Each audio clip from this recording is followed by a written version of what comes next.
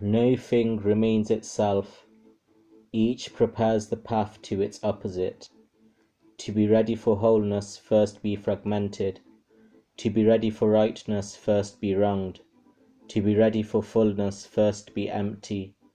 To be ready for renewal, first be worn out. To be ready for success, first fail. To be ready for doubt, first be certain. Because the wise observe the world through the great integrity, they know they are not knowledgeable, because they do not perceive only through their perceptions. They do not judge this right and that wrong. Because they do not delight in boasting, they are appreciated. Because they do not announce their superiority, they are acclaimed. Because they never compete, no one can compete with them. Verily, fragmentation prepares the path to wholeness, the mother of all origins and realizations. Speak few words, but say them with quietude and sincerity, and they will be long-lasting. For a raging wind cannot blow all morning, nor a sudden rainstorm last throughout the day. Why is this so? Because it is the nature of the sky and the earth to be frugal. Even human beings cannot alter this nature without suffering the consequences. When we sincerely follow the ethical path, we become one with it. When we become one with the ethical path, it embraces us. When we completely lose our way, we become one with loss. When we become one with loss, loss embraces us. When we sincerely follow the great integrity, we become one with it. When we are one with the great integrity, it embraces us. But when nothing is done sincerely, no thing and no one embraces us.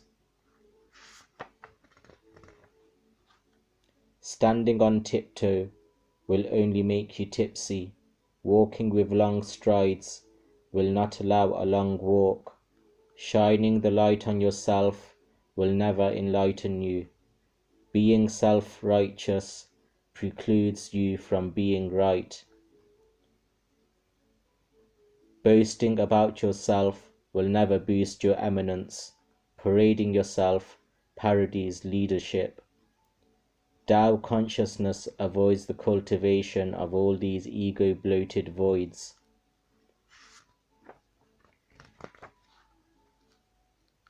What preceded life? The earth. What preceded the earth? The universe. What preceded the universe? The soundless and shapeless origin of origins, ever transforming and having no beginning nor end. This mother of the universe is boundless and nameless.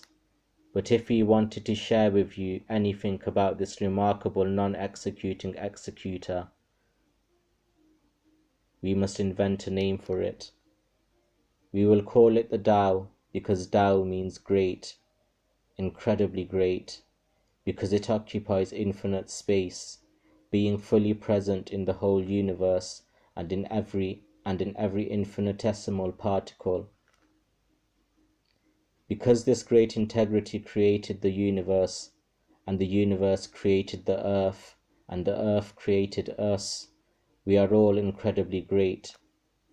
Life derives from the nature of the earth derives from the nature of the universe, the universe derives from the nature of the great integrity, and the great integrity is the omnipresent, omnigenous, omniform,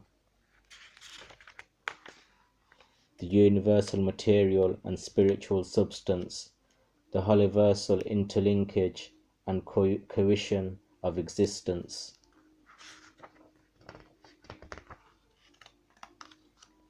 Inner strength is the master of all frivolities. Tranquility is the master of all agitated emotions. Those who succumb to frivolities have lost their inner strength. Those who succumb to agitated emotions have lost their tranquility. The wise cultivate inner strength and tranquility. That is why they are not seduced by addictive temptations. The expert traveler leaves no footprints. The expert speaker makes no mispronunciations. The expert in calculation needs no calculator. The expert in closing things needs no lock. Yet not one can open what has been closed. The expert in binding uses no knots, yet no one can pull apart what has been bound. The expert in caring for things never wastes anything. The expert at holding people never abandons anyone. These are the paths to enlightenment. Those who arrive at their destination teach those who are still on the path, while those still on the path are sources of wisdom for the teachers. To know the masculine and be true to the feminine is to be the waterway of the world. To be the waterway of the world is to flow with the great integrity, always swirling back to the innocence of childhood. To know Yang and to be true to Yin is to echo the universe. To echo the universe is to merge with the great integrity, ever returning to the infinite. To know praise and be true to the lowly is to be a model for the planet. To be a model for the planet is to express the great integrity as the primal simplicity, like an uncarved block. When the uncarved block goes to the craftsman, it is transformed into something useful.